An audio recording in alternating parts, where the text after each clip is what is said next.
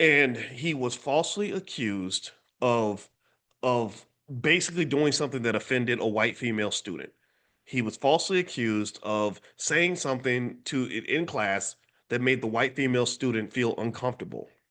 And so they go to him. They say, "You're under investigation." Now, this guy, by the way, this guy has he had a stellar record. He got his doctorate over 20 something years ago. He's had an extraordinary career. He too is a full professor, which I told you that's very rare. It's very difficult to accomplish that. Um, and so no blemishes.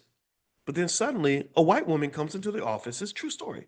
And she says, "Well, he said something that made me uncomfortable," right? So they go to him, they say, "You're under investigation." He says, "Well, what am I under investigation for?" They say, "Well, we can't tell you according to Title IX."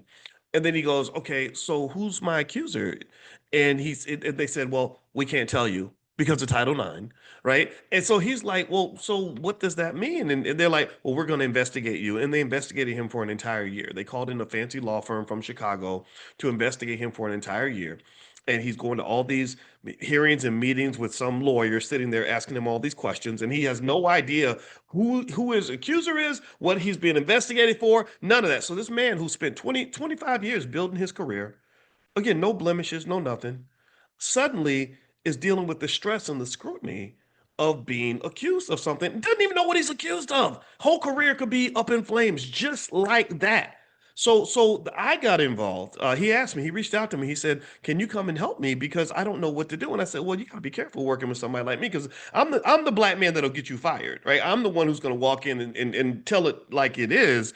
And that doesn't always work, right? Political correctness tends to work better than actual correctness. I tend to favor, I don't want to be politically correct. I just want to be correct, right? So I'll say, "Wait, so this does not make sense," right? So I'm like, just as long as you understand, I'm the guy I'm not going to tell you how to get along with racism. I tell you how to overcome it or get away from it. That's my job. My job is I'm going to tell you how to get over it, under it, around it, away from it.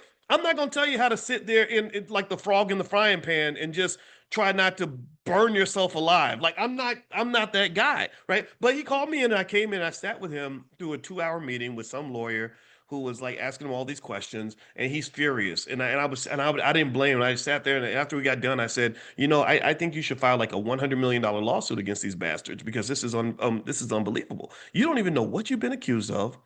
You don't know who your accuser is. They're putting your whole career on the line. You worked your whole life for this. I don't understand. Now, again, you never know, right?